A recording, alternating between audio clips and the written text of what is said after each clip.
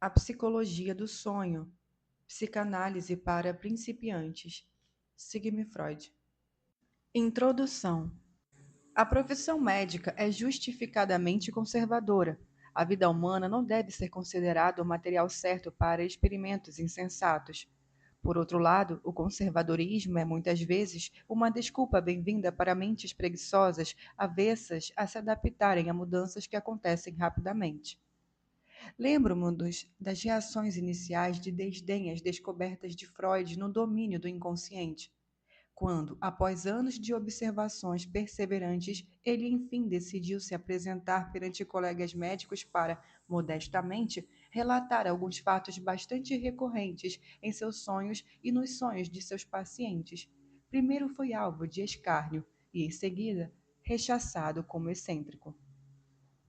A expressão interpretação dos sonhos despertava e ainda desperta inúmeras associações desagradáveis e não científicas que sugerem todas as espécies de noções pueris e supersticiosas tão comuns naqueles livros sobre sonhos que apenas os primitivos e os ignorantes leem. A riqueza de detalhes e o cuidado infinito para nunca deixar passar algo sem uma explicação, características dos resultados das pesquisas que Freud apresentou ao público, impressionam um número cada vez maior de cientistas sérios, mas o exame de suas evidências exige trabalho árduo e pressupõe uma mente absolutamente aberta. É por essa razão que ainda encontramos pessoas que desconhecem completamente os escritos de Freud e não têm sequer interesse suficiente pelo assunto para tentar interpretar os próprios sonhos ou os de seus pacientes, zombando das teorias freudianas e combatendo-as com a ajuda de afirmações que o próprio Freud nunca fez. Entre essas pessoas, o professor Boris Cid, por exemplo, chega às vezes a conclusões estranhamente similares às de Freud, mas na ignorância da literatura psicanalítica não lhe dá o devido crédito por observações já feitas em momentos anteriores. Além daqueles que escarnecem do estudo do sonho porque nunca se dedicaram a tal assunto, há muitos que não ousam encarar os fatos revelados pela análise dos sonhos. Os sonhos dizem muitas verdades biológicas desagradáveis a nosso respeito, e apenas mentes muito livres podem aproveitar esses conteúdos.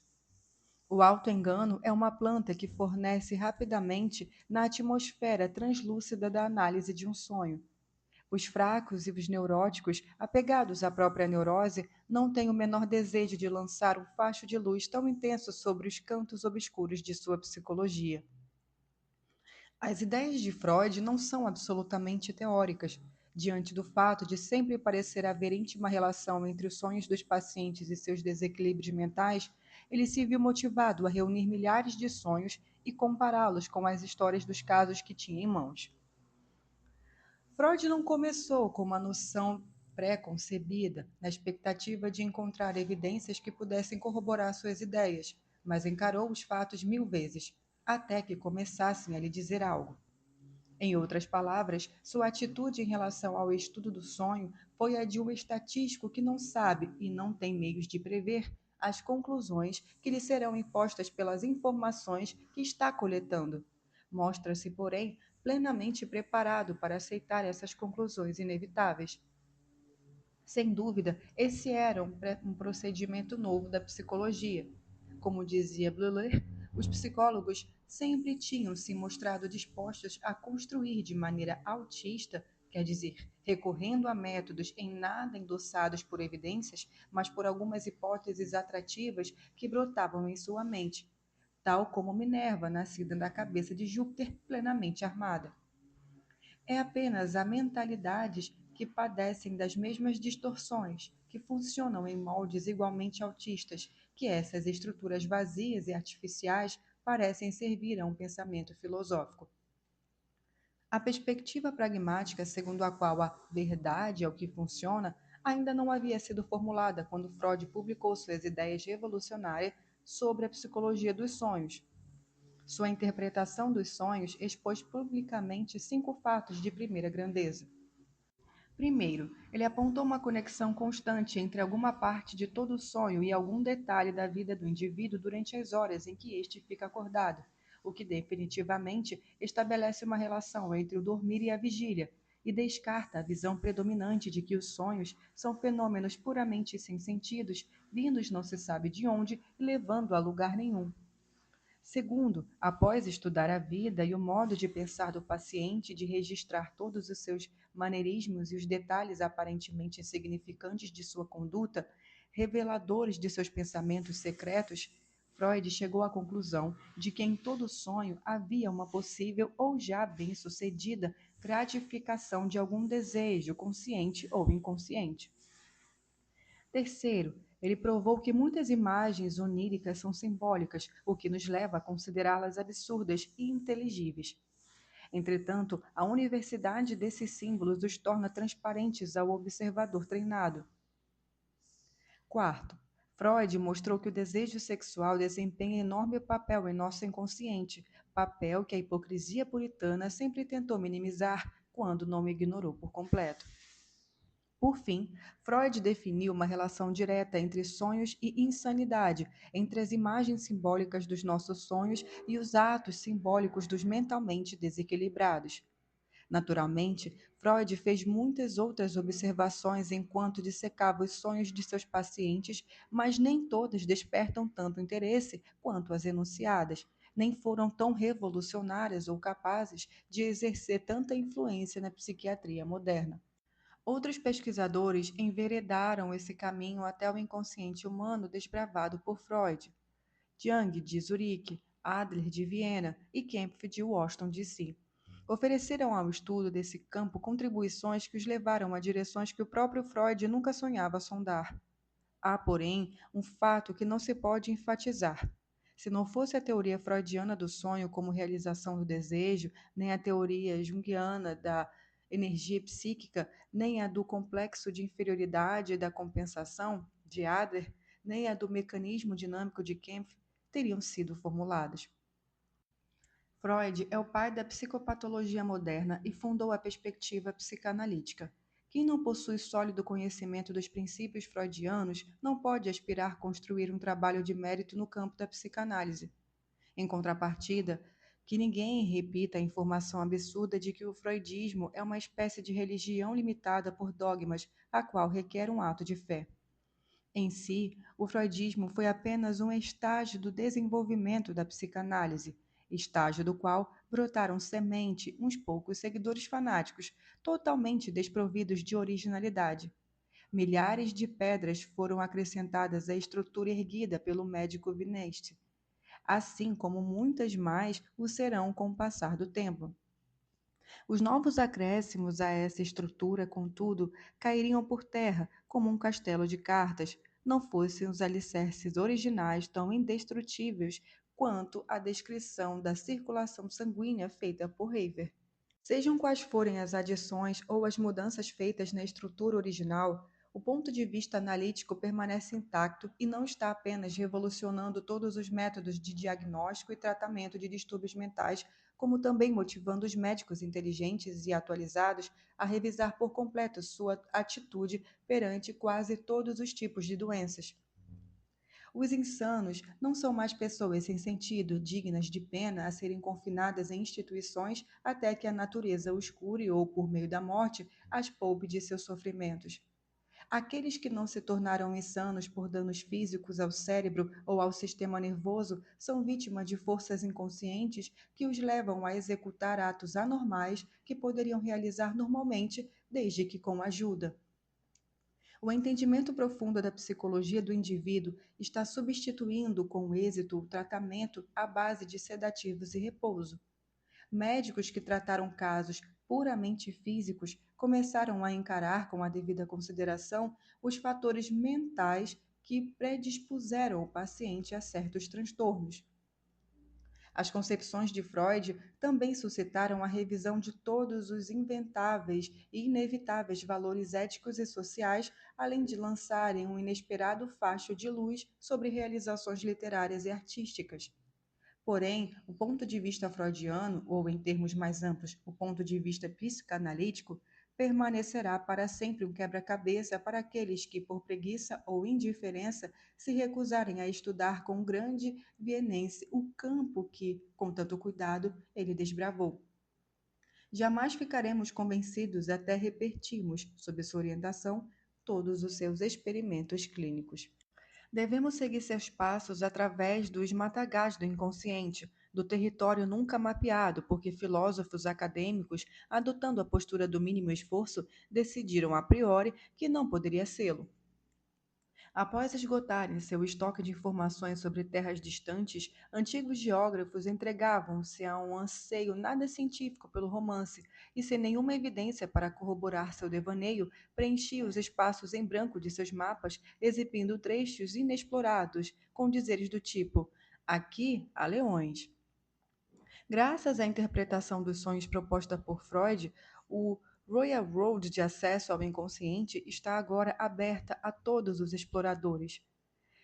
Eles não encontrarão leões, mas sim o próprio homem e o registro de toda a sua vida e de seus embates com a realidade.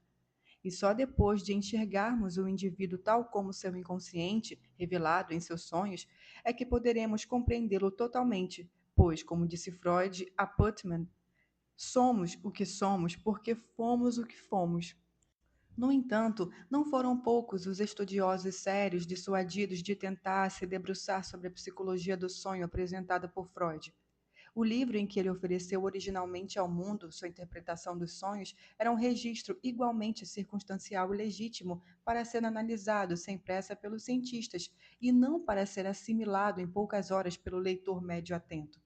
Naquele tempo, Freud não podia deixar de fora nenhum detalhe capaz de tornar aceitável, por suas evidências, a todos aqueles dispostos a estudar esses dados, uma tese tão radicalmente inovadora.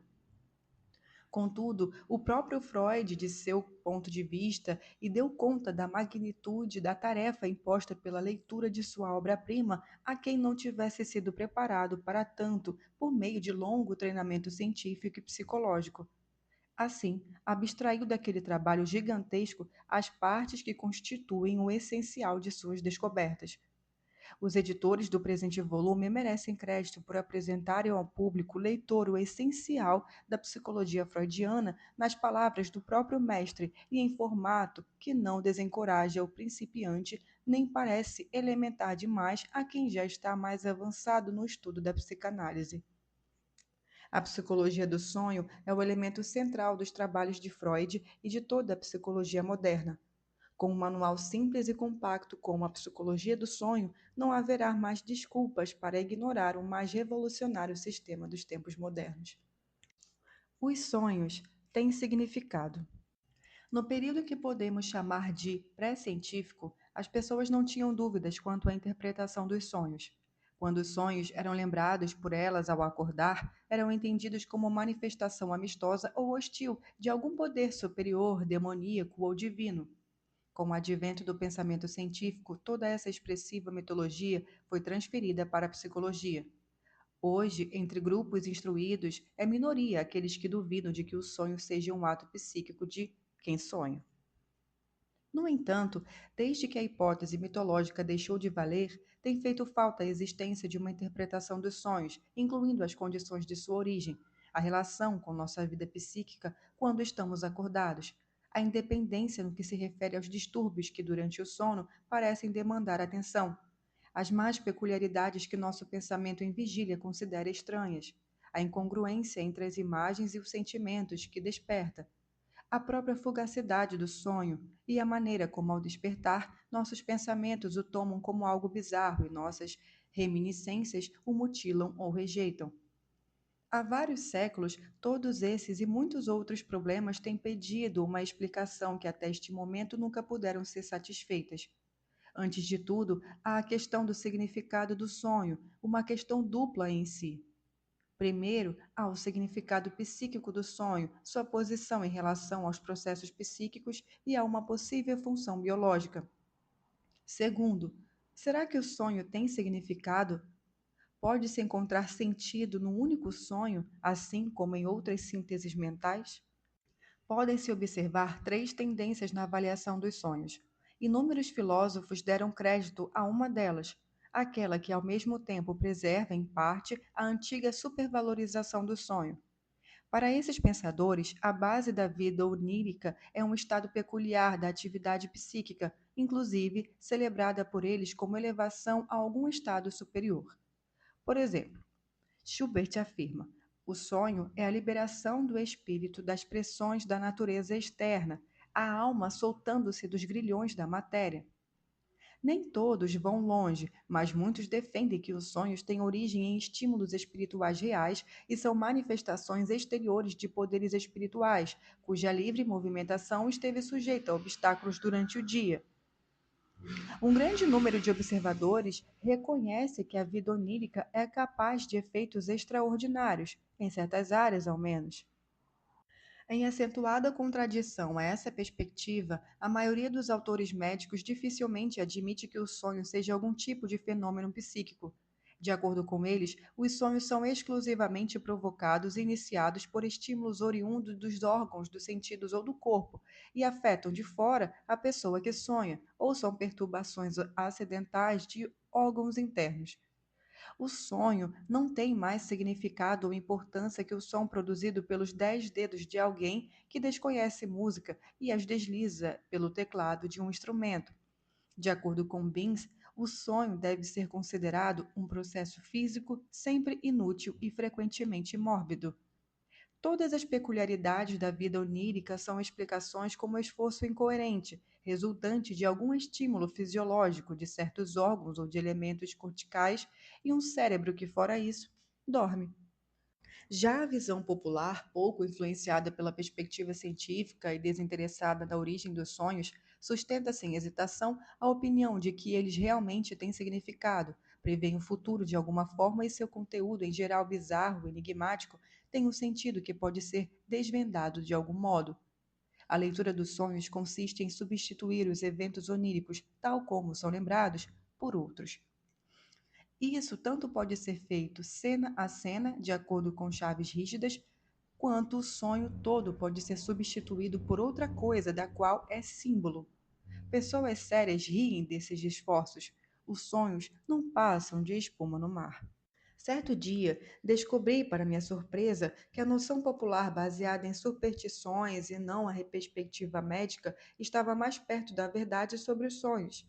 Cheguei às novas conclusões sobre o sonho utilizando o novo método de investigação psicológica que tem me prestado bons serviços no estudo de fobias, obsessões, ilusões e processos correlatos. Esse método, que denomino psicanálise, obteve a aceitação de toda uma escola de pesquisadores. As múltiplas analogias entre a vida onírica e as mais diversas condições da doença psíquica em estado de vigília têm sido corretamente endossadas por diversos estudiosos médicos. Portanto, pareceu válido, a priori, aplicar a interpretação dos sonhos aos métodos de investigação que haviam sido testados em processos psicopatológicos. As obsessões e as sensações típicas do temor obsessivo permanecem tão estranhas à consciência normal quanto os sonhos o são à nossa consciência em vigília, para o qual sua origem é tão desconhecida quanto a dos sonhos. Foi por motivos práticos que nos vimos compelidos a discernir a origem e a formação dessas doenças.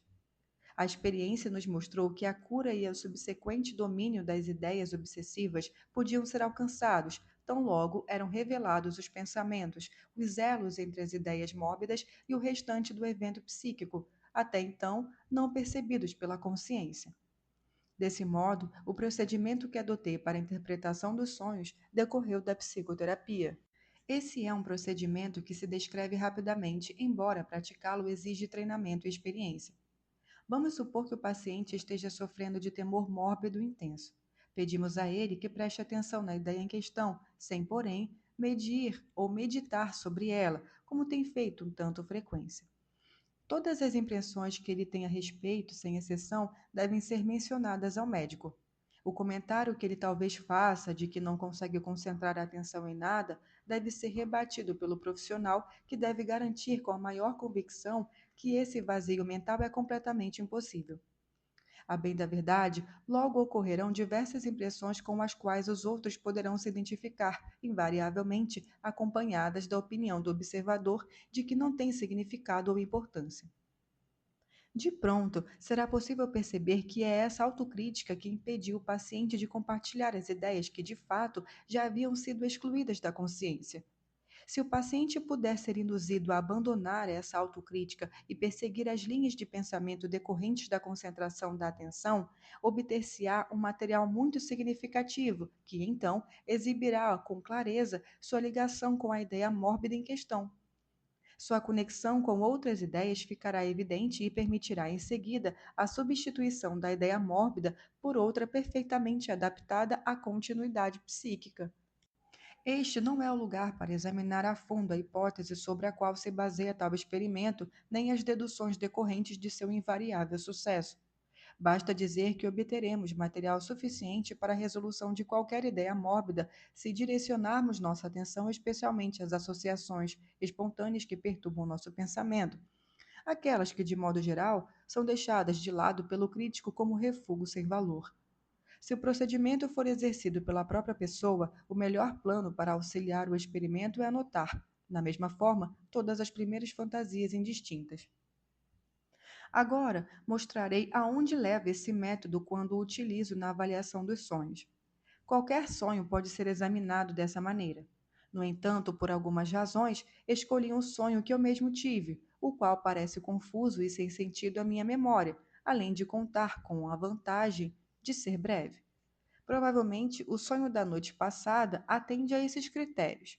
O conteúdo registrado assim que acordei é: acompanhado à mesa de um restaurante ou uma table d'hôte, servem espinafre. A senhora L, ao meu lado, presta toda a atenção em mim e, com familiaridade, apoia a mão no meu joelho. Como defesa, afasto a sua mão. Então ela diz: Mas você sempre teve olhos tão belos. Aí vejo nitidamente algo como o esboço de dois olhos ou o contorno da lente de um par de óculos. Esse é o sonho todo, ou enfim, tudo o que consigo me lembrar. A mim parece não só obscuro e sem sentido, como também, e mais especialmente, estranho.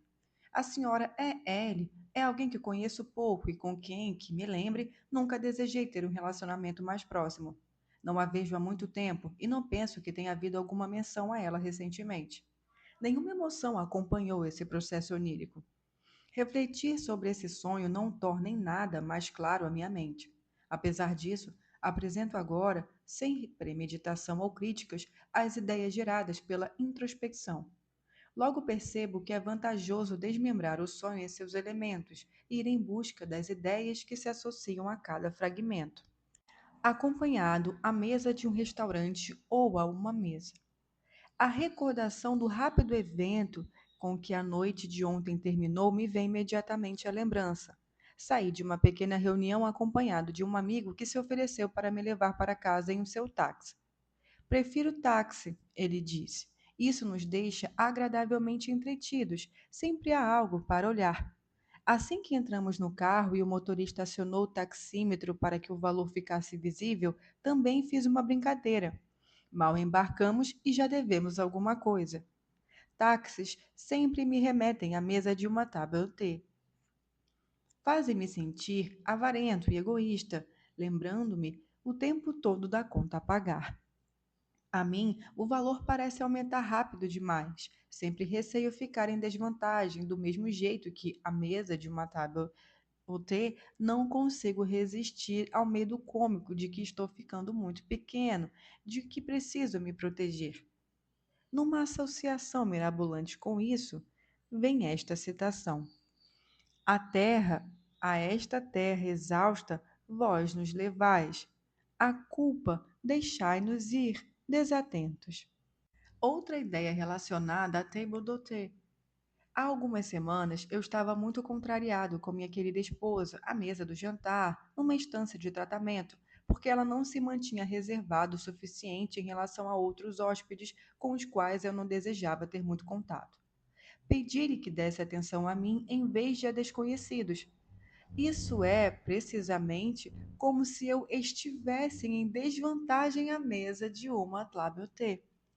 Agora, surpreende-me o contraste da conduta de minha esposa à mesa e a da senhora, é ele, do sonho, que presta toda a atenção em mim. Além disso, percebo agora que o sonho é a reprodução de uma rápida cena ocorrida entre mim e minha esposa quando eu a cortejava em segredo. A carícia sob a toalha de mesa era uma resposta à carta apaixonada do enamorado. Entretanto, no sonho, minha esposa foi substituída pela quase desconhecida E.L. A senhora E.L. é filha de um homem a quem eu devia dinheiro. Não posso deixar de perceber que aqui se revela uma conexão insuspeita entre o conteúdo do sonho e os meus pensamentos. Se a cadeia de associações oriundas de um elemento do sonho for seguida, logo seremos levados de volta a outro elemento onírico. Os pensamentos instigados pelo sonho despertam associações não perceptíveis no sonho em si. Quando alguém espera que outros cuidem dos interesses alheios sem ganhar nada em troca, é comum perguntar em tom de deboche: Você acha mesmo que isso vai acontecer só por causa dos seus belos olhos? Por isso, a fala da senhora Ellie no sonho, você sempre teve olhos tão belos, significa apenas que as pessoas sempre fazem tudo por você, meu amor. Você teve de tudo sem pagar nada. Claro que a verdade é o oposto. Sempre paguei caro por todas as mostras de gentileza dos outros por mim. Ainda assim, o fato de que ontem fui levado para casa de graça no táxi do meu amigo deve ter me impressionado. De todo modo, o amigo que fora nosso anfitrião ontem já fizera de mim seu devedor em inúmeras ocasiões. Há pouco tempo, deixei passar uma oportunidade de acertar minhas contas com ele. De mim, ele só recebeu um único presente, um chale de época, no qual havia olhos pintados em toda a extensão, os chamados occhiali, suposto talismã contra o mal olhado. Além disso, esse amigo é especialista em olhos. Naquela mesma noite, eu pedira notícias de um paciente que eu encaminhara a ele para que ele receitasse alguns óculos. Como disse, quase todas as partes do sonho foram incluídas nessa nova ligação. Ainda posso indagar porque no sonho foi servido espinafre. Porque o espinafre lembrava uma breve cena recém-ocorrida em nossa mesa. Um dos meus filhos, cujos belos olhos realmente merecem elogios, recusou-se a comer espinafre. Quando criança, eu também fora assim. Por muito tempo detestei espinafre, até que meu paladar mudou quando fiquei mais velho, e essa verdura se tornou um dos meus pratos favoritos. A menção a esse prato aproxima minha própria infância da meu filho. Você deveria ficar feliz de ter espinafre para comer, disse a mãe a ele. Algumas crianças ficariam felizes se pudessem comer isso. Desse modo, relembro uma obrigação dos pais com os filhos. Nesse contexto, ganham outro significado as palavras de Goethe. A terra, a esta terra exausta, vós nos levais. A culpa deixai-nos ir, desatentos. Paro por aqui, a fim de poder recapitular os resultados da análise do sonho. Ao seguir as associações vinculadas a cada um dos elementos do sonho extraídos de seu contexto, fui levado a uma série de ideias e reminiscências que, devo reconhecer, expressões interessantes da minha vida psíquica. O material gerado pela análise do sonho tem íntima relação com seu conteúdo, mas essa relação é tão especial que eu nunca teria sido capaz de inferir as novas descobertas diretamente do próprio sonho. Este foi isento de paixões, desconectado e inteligível. Enquanto vou desdobrando os pensamentos nos bastidores do sonho, sinto emoções intensas e fundamentadas. Os próprios pensamentos encadeiam-se em sequências logicamente interligadas a algumas ideias centrais que nunca se repetem. Nesse caso, essas ideias são representadas no sonho em si, são as antíteses, egoísta versus altruísta, dever versus receber de graça. Eu poderia aproximar mais os fios da teia, desemaranhados pela análise, e com isso ser capaz de mostrar como todos eles convergem para um único ponto, mas me impeço de tornar público esse trabalho por questões de natureza particular, não científica. Após esclarecer muitas coisas que voluntariamente não reconheço como minhas, teria tanto a revelar que melhor seria continuar em sigilo. Por que então não escolhi outro sonho cuja análise fosse mais compatível com uma publicação e que eu pudesse utilizar para provocar uma convicção mais justa do sentido e da coesão dos resultados expostos pela análise? A resposta é: Porque todo sonho que examino leva às mesmas dificuldades e me coloca diante da mesma necessidade de descrição. Não devo ignorar essa dificuldade mesmo perante a análise do sonho de qualquer outra pessoa. Isso só poderia ser feito quando houvesse oportunidade de deixar de lado toda espécie de disfarce, sem nenhum dano a quem continuou ou a quem confiou em mim. A conclusão a que agora me vejo forçado a chegar é que o sonho é uma espécie de substituição das sequências emocionais e intelectuais de pensamento que obtive após uma análise completa. Ainda não conheço o processo por meio do qual o sonho decorreu desses pensamentos, mas percebo que é errado considerá-lo psiquicamente sem importância, vê-lo como um processo puramente físico, resultante da atividade de elementos corticais isolados, instigados pelo sono. Devo ainda comentar que o sonho é muito mais curto que os pensamentos que me parecem que ele substitui, ao passo que a análise descobriu que foi provocado por um acontecimento sem importância na noite anterior a ele. Naturalmente, eu não chegaria a conclusões tão abrangentes se só conhecesse uma única análise. A experiência tem demonstrado que, quando as associações de qualquer sonho são seguidas com rigor, revela-se uma linha de pensamento em que as partes constitutivas do sonho reaparecem interligadas de maneira correta e coerente. Portanto, deve ser descartada a mais leve suspeita de que essa concatenação não passou de um acidente fruto de uma única observação. Assim, penso ter o direito de propor essa nova concepção por meio de sua própria nomenclatura. Comparo o sonho que minha memória retoma com outros conteúdos revelados pela análise. Chamo o primeiro de conteúdo manifesto do sonho e o segundo, sem nenhuma subdivisão inicial, de conteúdo latente. Agora, chego a dois novos problemas, inéditos até esse momento. Primeiro, qual é o processo psíquico que transformou o conteúdo latente do sonho em conteúdo manifesto? Segundo, quais ou são os motivos que exigiu ou exigiram tal transformação? O processo por meio do qual é efetuada a mudança do conteúdo latente em manifesto é o trabalho onírico. Por outro lado, há o trabalho da análise, que produz a transformação inversa. Discutirei os outros problemas do sonho, a pesquisa de seus estímulos, a fonte de seus conteúdos, seu possível propósito, a função de sonhar, o esquecimento dos sonhos, em termos do conteúdo onírico latente. Devo tomar muito cuidado para evitar confusão entre conteúdo manifesto e conteúdo latente, porque atribuo a todos as versões da vida onírica contraditórias ou incorretas à ignorância desse conteúdo latente, revelado agora pela primeira vez, graças à análise. A conversão dos pensamentos latentes do sonho em conteúdo manifesto merece estudo minucioso por ter ou por ser o primeiro exemplo conhecido da transformação de um modo de expressão de material psíquico em outro.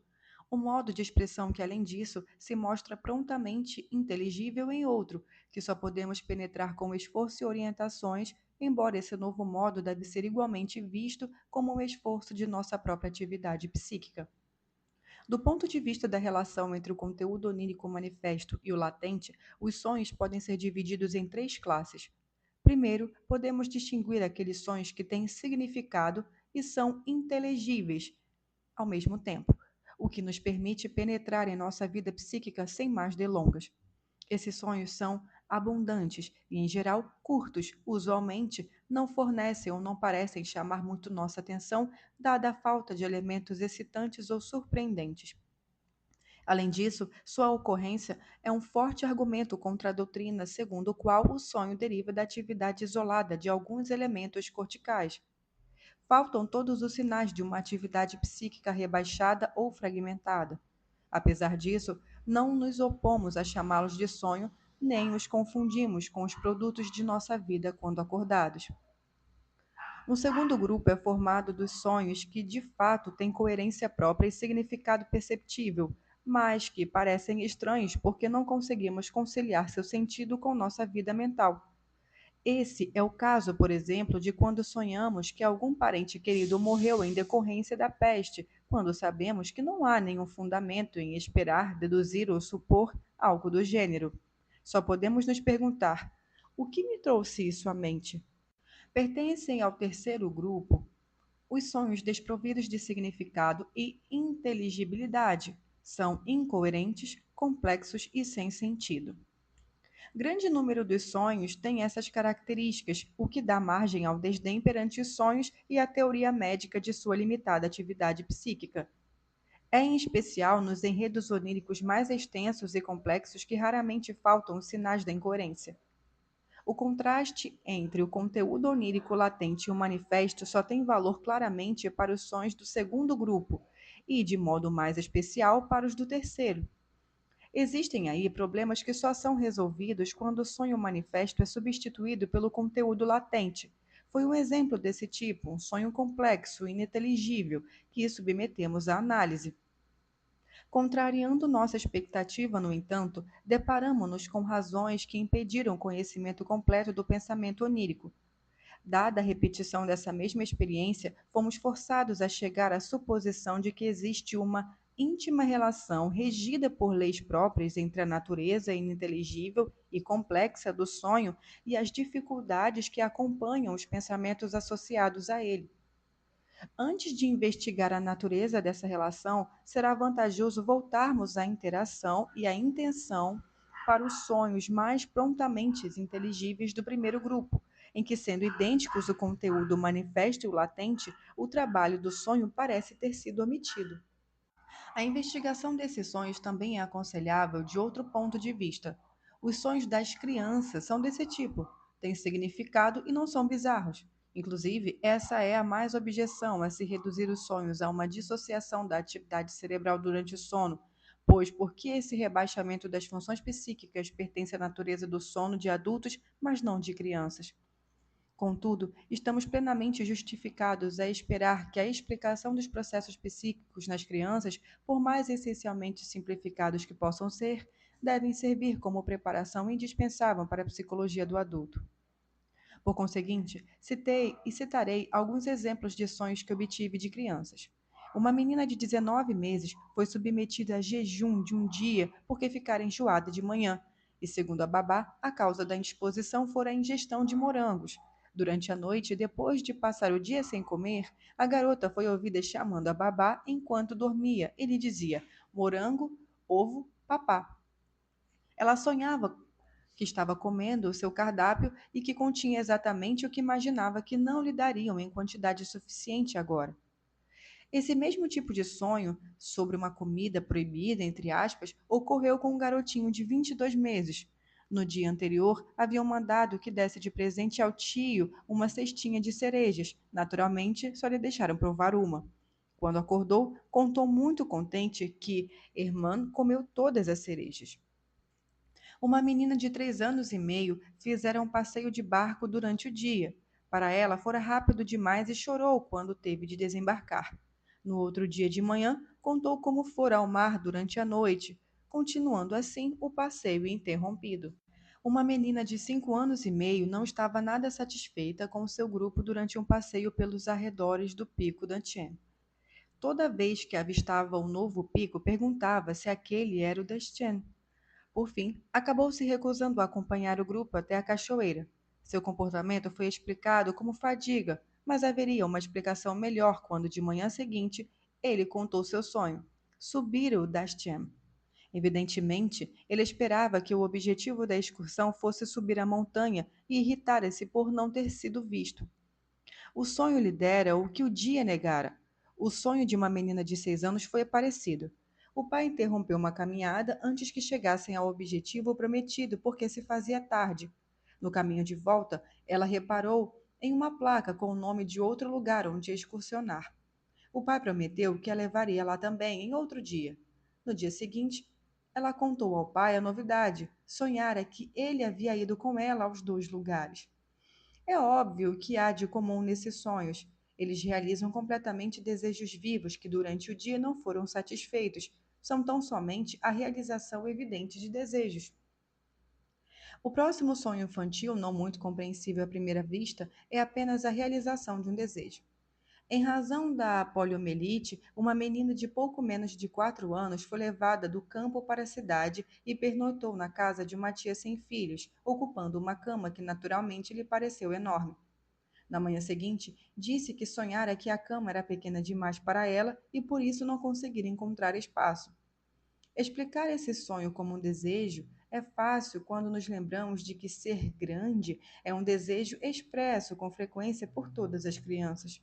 O tamanho avantajado da cama era para a senhorita pequena que quer ser grande um incômodo lembrete de seu pequeno tamanho. Até mesmo quando os sonhos das crianças são complexos e refinados, é bastante fácil compreendê-los como a realização de um desejo. O menino de 8 anos sonhou que estava com Aquiles em um carro romano que combate dirigido por Diomedes. No dia anterior, lera bastante sobre os grandes heróis gregos. É fácil demonstrar que ele tomara esses heróis como modelo e lamentava não ter vivido naqueles tempos.